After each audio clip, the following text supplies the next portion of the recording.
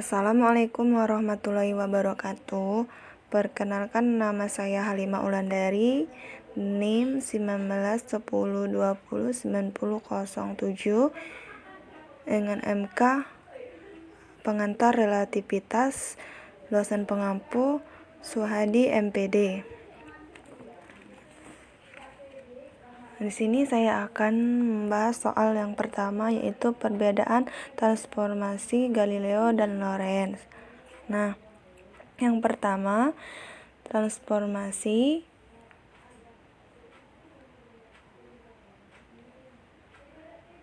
Lorentz.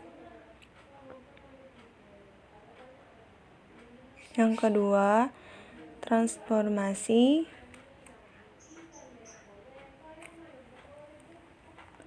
Galileo. Nah, di sini bunyi tersurat yaitu yang pertama N Z aksen. Nah, itu adalah semua hukum fisika itu mempunyai bentuk yang sama pada semua kerangka acuan. Artinya bahwa hukum-hukum fisika itu berlaku. Nah, yang kedua, kecepatan cahaya di ruang hampa bernilai tetap, yang mana besarnya 3 dikali 108 meter per sekon, tanpa dipengaruhi oleh kecepatan pengamat maupun kecepatan sumber cahaya itu sendiri. Artinya bahwa tidak ada kecepatan yang melebihi kecepatan cahaya itu yang sebesar 3 dikali 108 meter per sekon. Nah, dari pernyataan ini disimpulkan bahwa pada transformasi Galileo itu tidak dapat menjawab tentang penggerakan percepatan yang mendekati kecepatan cahaya. Oleh karena itu, dibutuhkan formula yang baru, yaitu yang dinamakan transformasi Lorentz, di mana konsep datanya yaitu ada sebuah kerangka acuan S yang bergerak mendekati sumbu X aksen, maka kerangka acuannya menjadi S aksen. Nah, selanjutnya saya akan menjelaskan secara singkat tentang perbedaan transformasi Galileo dan transformasi Lorentz, di mana transformasi Galileo ini hanya berlaku untuk kecepatan benda yang lebih kecil ataupun lebih lambat dari kecepatan cahaya. Sedangkan transformasi Lorentz yaitu berlaku pada semua. Yang kedua, di mana soal yang kedua itu yaitu membuktikan konsekuensi transformasi Lorentz. Nah, dari yang bagian A yaitu L sama dengan LO akar 1 V kuadrat per C kuadrat. Nah, yang pertama itu kita memasukkan rumus panjang batang, di mana rumus panjang batang tersebut yaitu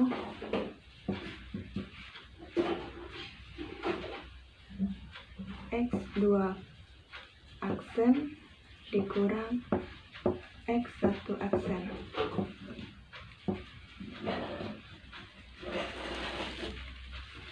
Nah, setelah ini lalu kita pecahkan menjadi X1 aksen sama dengan X1 dikurang V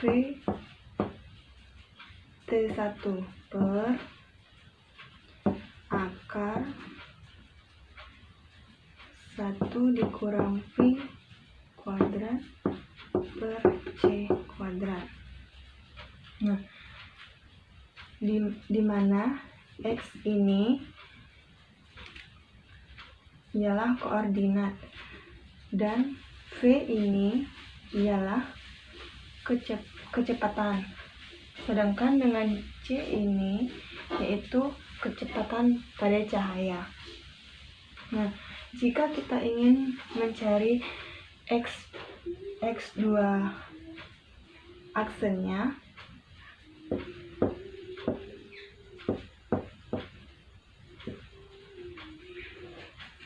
kita hanya mengganti angka satunya menjadi angka 2. Dapat kita tulis seperti ini. X2 dikurang PT 2 per akar 1 kurang P2 per C2. Nah, gampang karena kita hanya mengganti angka 1 menjadi angka 2. Karena di sini yang ditanyakan adalah X2 aksen. Jadi tergantung.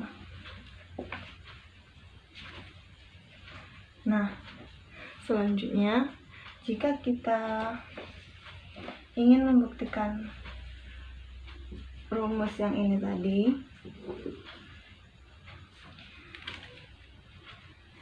maka L0 sama dengan, nah rumus L0 ini kan yang X2 aksen dikurang X1 aksen ini.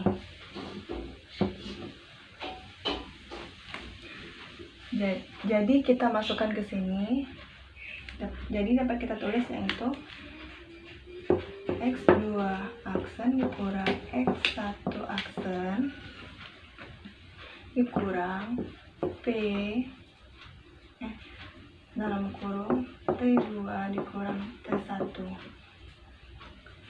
Nah, dimana T2 ini yaitu koordinat panjang batang dan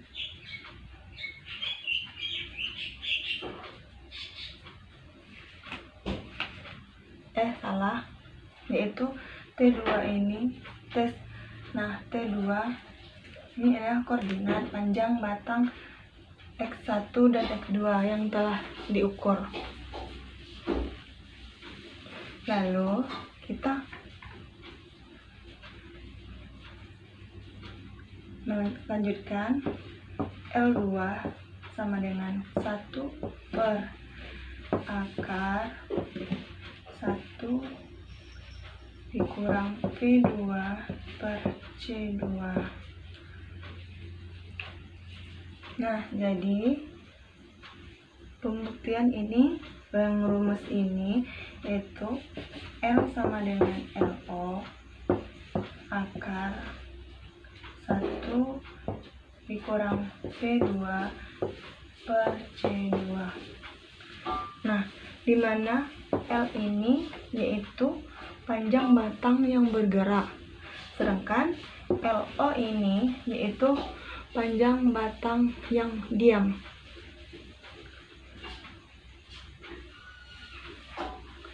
Jadi inilah soal nomor 3, yaitu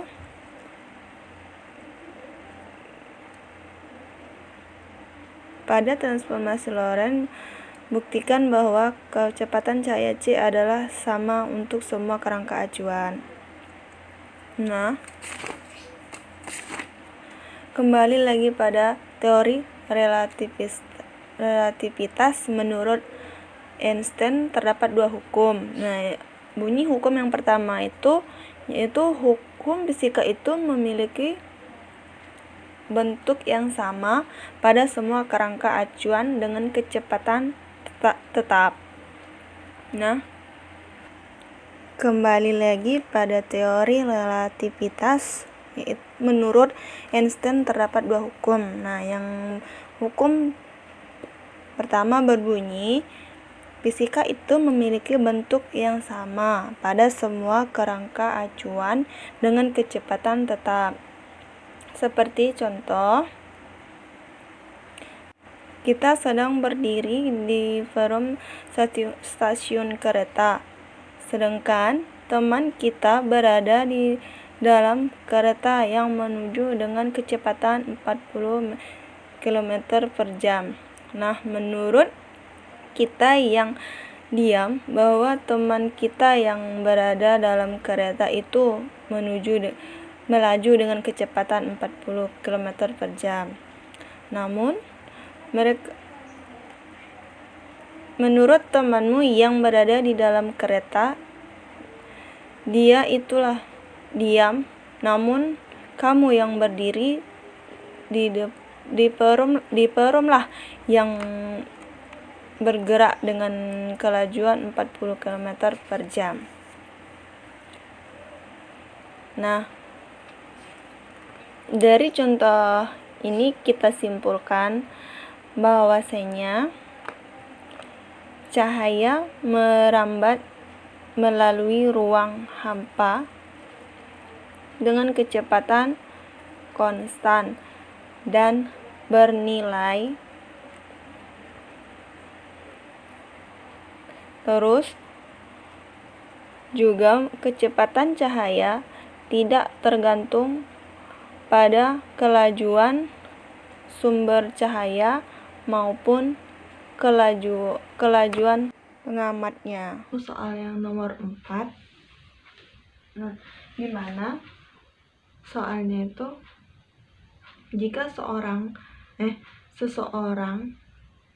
Dodo yang mempunyai saudara kembar yang bernama Didi pergi ke luar angkasa pada tahun 1978 dengan membawa tongkat sepanjang 5 meter. Kemudian dia kembali lagi ke bumi sebelum 5 meter. Kemudian dia kembali ke bumi. Sebelum dia turun dari pesawat, dia melihat bahwa tahun dia kembali adalah pada tahun 1981. Akan tetapi ketika dia menanyakan tahun kepada saudaranya, tahun sekarang adalah 1983. Nah, di sini saya akan menjawab yang pertama bagian nomor A. Bagian A-nya. Nah,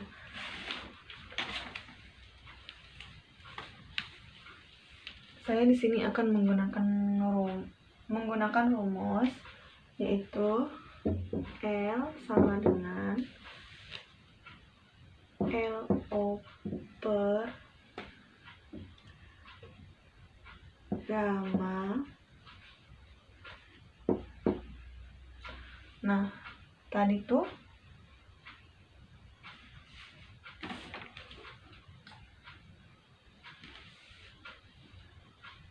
langsung saja kita masukkan, yaitu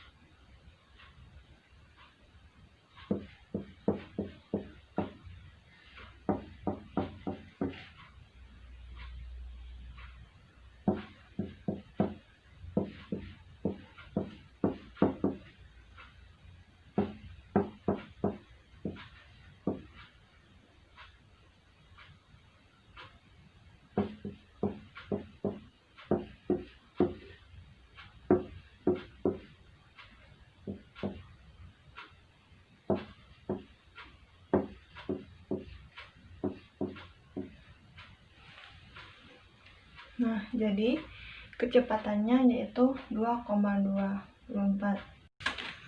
Baik, di sini saya akan melanjutkan jawaban dari nomor 4 bagian B-nya, yaitu panjang tongkat. Nah, di sini saya akan menggunakan rumus L sama dengan LO akar 1 dikurang P kuadrat per C kuadrat. Nah, terus kita masukin LO-nya kan 5 akar 1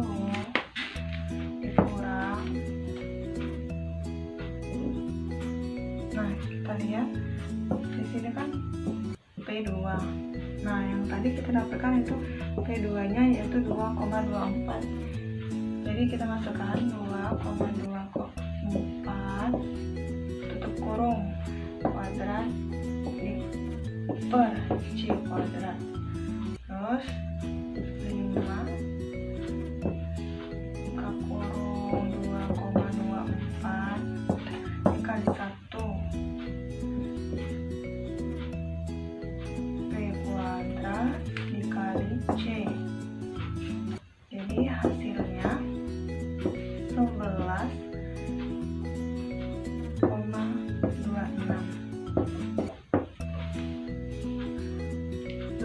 Jadi sampai di sini penjelasan dari saya. Kalau ada salah, saya mohon maaf. Pada Allah saya mohon ampun. Saya akhiri. Wabillahi taufiq wal hidayah. Assalamualaikum warahmatullahi wabarakatuh.